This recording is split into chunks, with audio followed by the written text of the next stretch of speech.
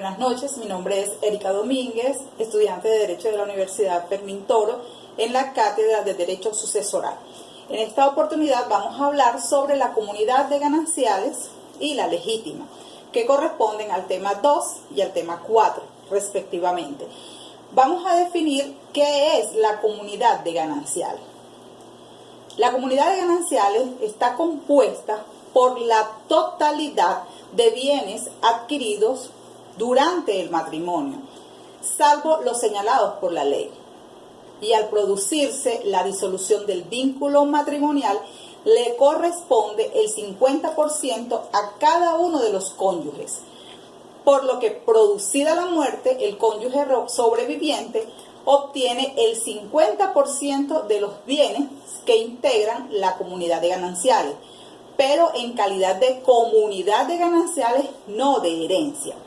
Una de las características que tiene la comunidad de gananciales se encuentran establecidas en el artículo 148 del Código Civil, y establece que entre marido y mujer, si no hubiere convención en contrario, son comunes de por mitad las ganancias o beneficios que se obtengan durante el matrimonio, lo que quiere decir que es un régimen supletorio a la voluntad de los contrayentes.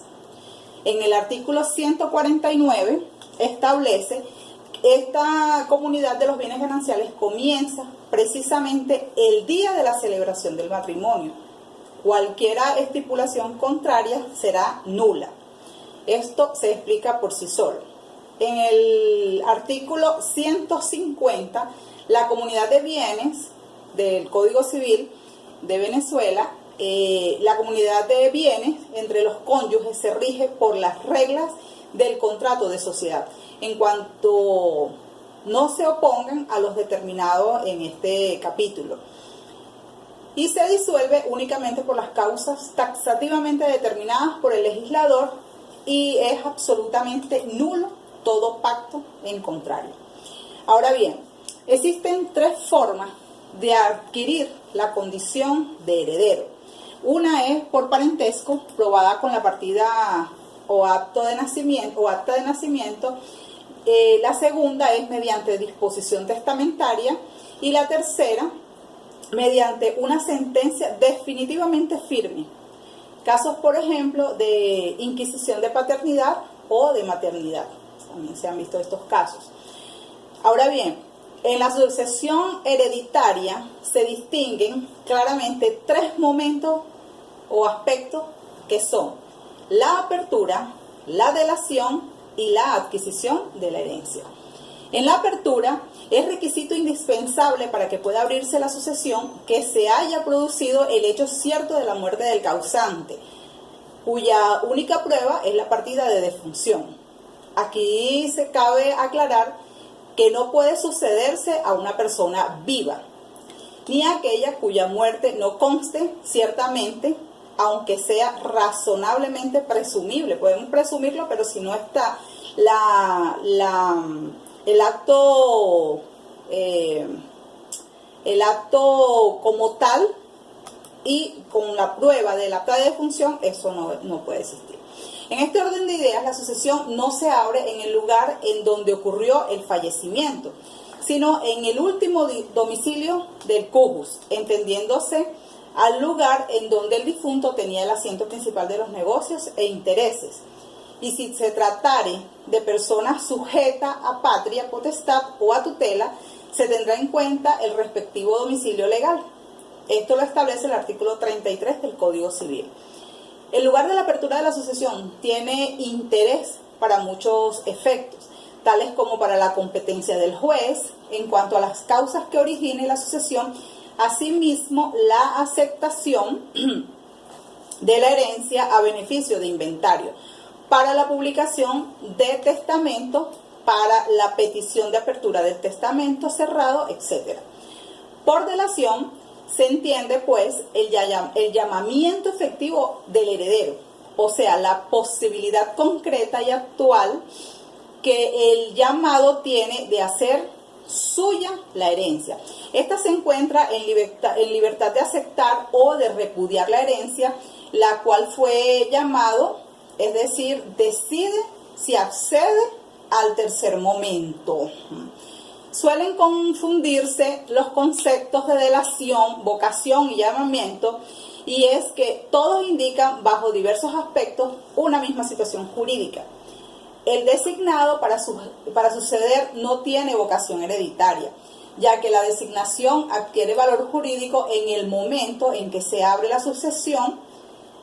La vocación se adquiere en el momento en que se abre la sucesión y se es llamado a ella, y la delación se hace a favor de quien es llamado. Por ello, se afirma que delación y vocación son indecidibles, es decir, son conceptos que permanecen unidos y no se pueden separar.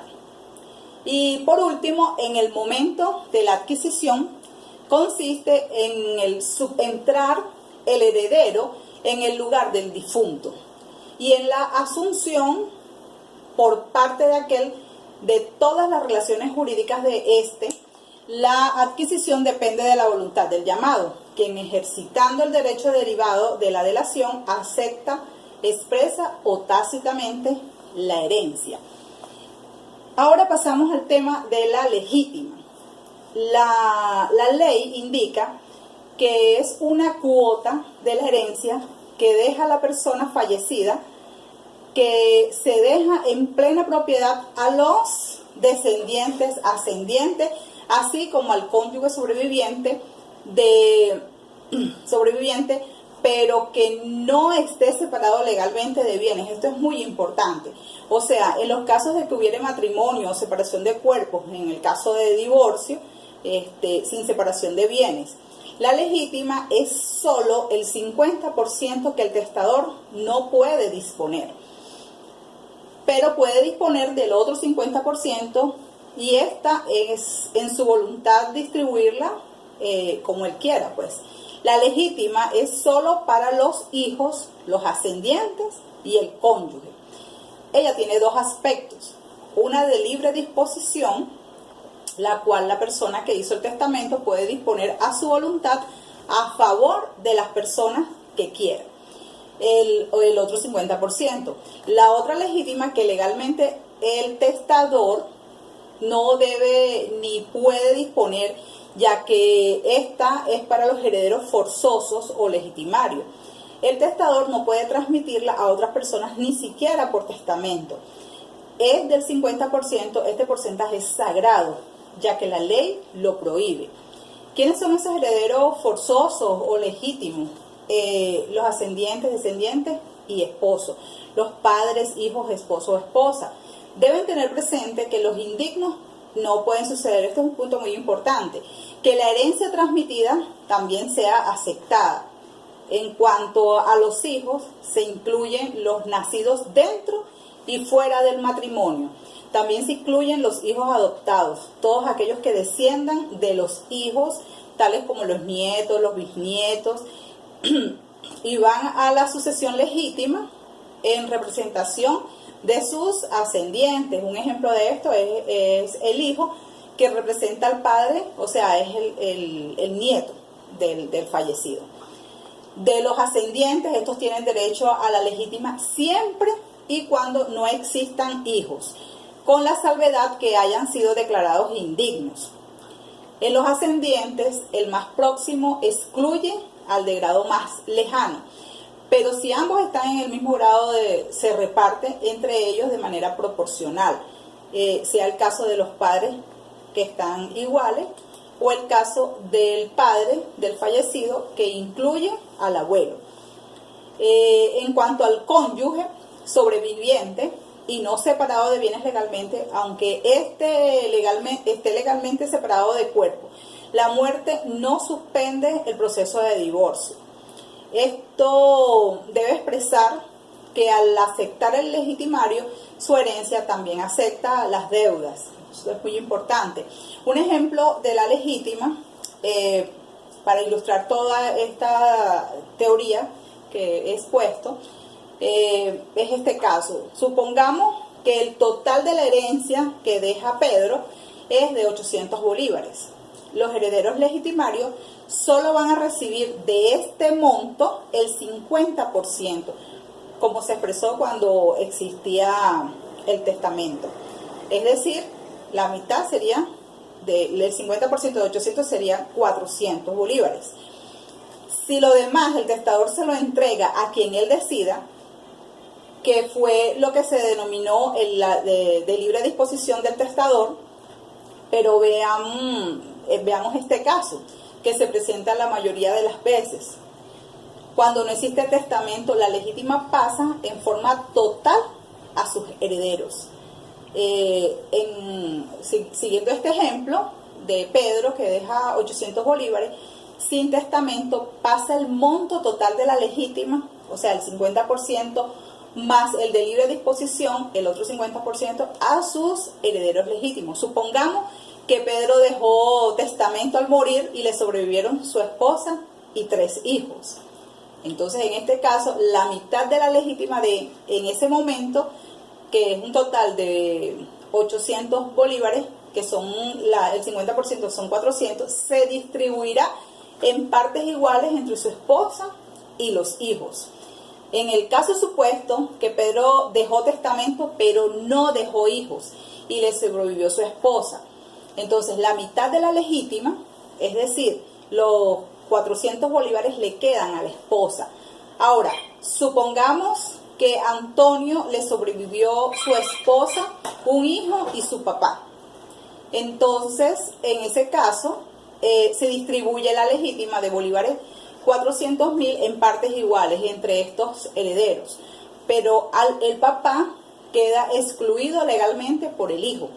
Supongamos que Pedro dejó el testamento y no le sobrevivió ningún ascendiente, ningún descendiente o el cónyuge. Entonces no habrá lugar para distribuir la legítima, y Pedro puede dejar a quien quiera sus bienes. Recuerden también, como lo dije, que el cónyuge separado legalmente de cuerpos y bienes no tiene derecho a la legítima, pero los cónyuges con capitulaciones matrimoniales sí tienen derecho a la legítima. Ojo, esto es muy importante. Recuerden que solo la legítima es para los hijos ascendientes o cónyuge, pero en caso de no estar vivos, para la apertura de la sucesión, la legítima le corresponderá tomar el lugar de quien falleció.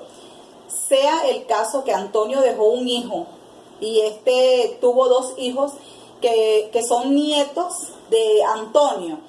Al morir Antonio, el ejemplo, veníamos hablando de nombre Pedro. Al morir Pedro, solo le sobreviven estos 2 nietos. Ellos heredarán por partes iguales la legítima por el derecho de representación de su padre, pero de su padre, que era el derecho por ser hijos de Pedro. Ahora, supongamos que Pedro está divorciado y con bienes separados, deja 2 hijos, le sobreviven sus padres y 3 hermanos. Vamos a analizar este caso. Entonces, la mitad de la herencia van a los hijos. La otra mitad de Pedro puede disponer de ella y entregarla a quien él quiera. Esto incluye a los padres y hermanos si es la voluntad de Pedro, ya que por ley él puede disponer de la otra mitad. Recuerden que los hijos excluyen a los padres y hermanos de Pedro desde el punto de vista legal. Otro ejemplo, o otro supuesto, es que Pedro deja una esposa y un hijo. La herencia de esta legítima es como hemos venido explicando, del 50%. Entonces, la herencia se divide en un 25% para la mitad, el 25% para la viuda de Pedro y el otro 25% para el hijo de Pedro, es decir, en partes iguales. Ahora, supongamos que Pedro dejó viuda y 3 hijos. Entonces la legítima se distribuye de la siguiente manera. El 50% se divide entre 4 herederos, la viuda y los 3 hijos, y en partes iguales. A cada quien le corresponde entonces el 12.5 de la herencia.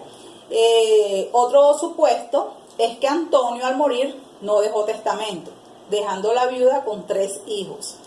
La herencia será así. Aquí la legítima es total, es decir, del 100%, y se divide en partes iguales para los herederos, correspondiéndole a cada heredero el 25%. Supongamos mediante este ejemplo que Pedro dejó testamento y le sobreviven la esposa y un hijo. Aquí se hará una variante, ya que la disolución del matrimonio y de la comunidad de gananciales se disuelve con la muerte. La viuda le corresponde el 50% de esa comunidad de gananciales de pleno derecho. La otra mitad, es decir, el 50% que le correspondía a su esposo, pasa a la masa hereditaria. Vamos a ver cómo queda entonces la legítima, que es del 50%. Recuerden que es la mitad, el 50%, que le correspondía al esposo, que es Pedro. En la comunidad conyugal ahora pasa como masa hereditaria para la viuda y el hijo. Ambos heredarán partes iguales, el 25%, y la viuda le queda de la comunidad conyugal el 50%, que no es herencia, de pleno derecho, más el 25% de la legítima. A su hijo le queda el otro 25% de la legítima. Finalmente, la viuda recibe el 75% de los bienes y su hijo el 25% de los bienes de su padre. Supongamos el mismo ejemplo, pero ahora Pedro deja viuda y 3 hijos, dejando testamento. El 50% de la comunidad de gananciales le corresponde a la esposa. El otro 50% que le correspondía a Antonio pasa a la masa hereditaria.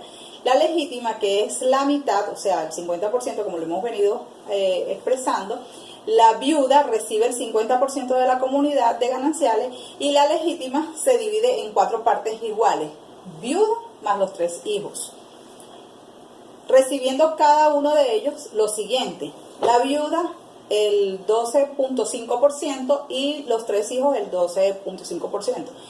Finalmente, la viuda recibe el 50% de la comunidad de gananciales más el 12.5% de la legítima, para un total de 62,5 sería lo que recibe la viuda de los bienes de Pedro, mientras cada hijo recibe de la comunidad de su papá el 12.5%. Otro supuesto es que Pedro no dejó testamento y le sobrevive su esposa y un hijo. Entonces, la legítima, ya lo hemos dicho, que es del 50%, suman el 100%. La herencia sería así: 50% para la viuda y el otro 50% para el hijo. Antonio dejó testamento y le sobreviven su viuda y 2 hijos. Ahora son 2 hijos. La herencia sería así.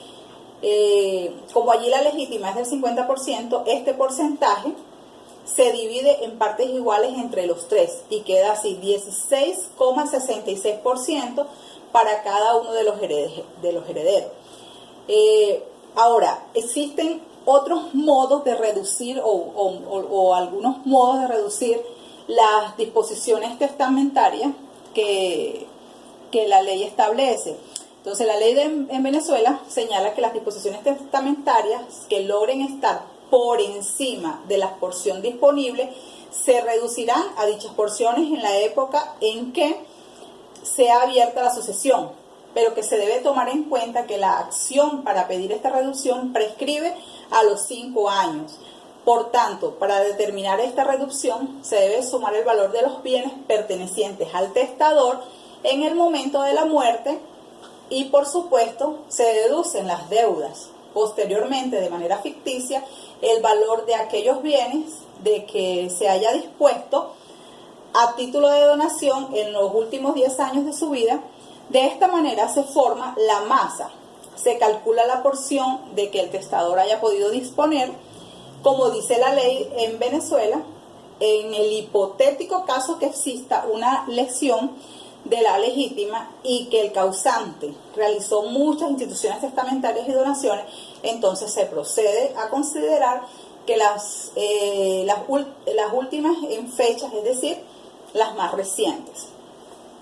las más recientes. De esas liberalidades del testador son las que afectan la legítima de sus herederos legitimarios y son las que están presentes en el testamento.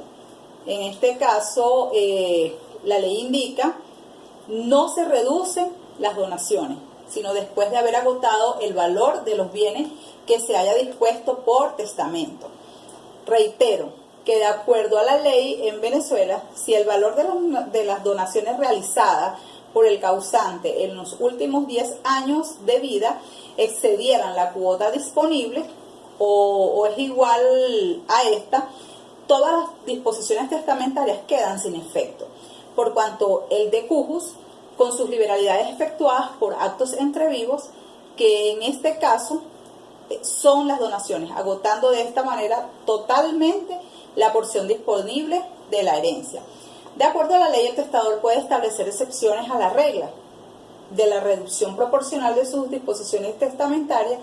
Esto no significa que las liberalidades son únicamente las disposiciones a título universal o particular que realiza el testador en su testamento, excluyendo las donaciones que hayan efectuado en vida.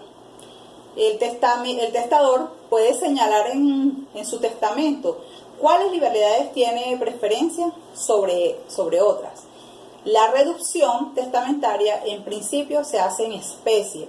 Reitero que la legítima, que se debe en plena propiedad según la ley, por lo que el legitimario tiene el derecho de exigirla en especie. Por tanto, este heredero forzoso puede exigir que la reducción de las disposiciones testamentarias lesivas de su porción indisponible sea afectada en especie. ¿Esto qué significa? Significa que esas disposiciones testamentarias, su reducción sea de los mismos bienes que la integran, por lo que el heredero señalado en el testamento se sufrirá la reducción.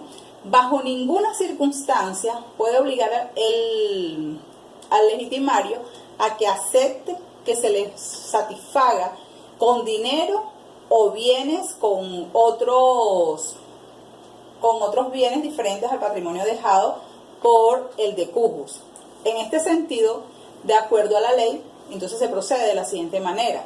En los casos de reducción de las instituciones testamentarias, a título particular, disponga que cuando al legado sujeto a la reducción de un inmueble, esta reducción se hará por la segregación de partes equivalentes del mismo inmueble, pero en caso que esta segregación se pueda realizar cómodamente.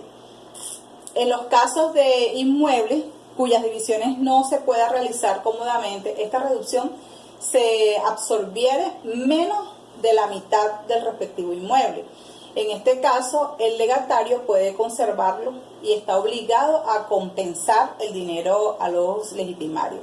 Si la reducción absorbiere la mitad o más del inmueble, los legitimarios tienen el derecho de conservar el inmueble.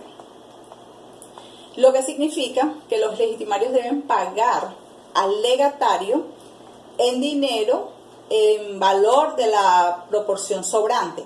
Los inmuebles no son fáciles de divisiones de manera cómoda, ya que la misma es costosa y a veces muy complicada, lo cual puede llevar a que el inmueble se les ocasione daños innecesarios.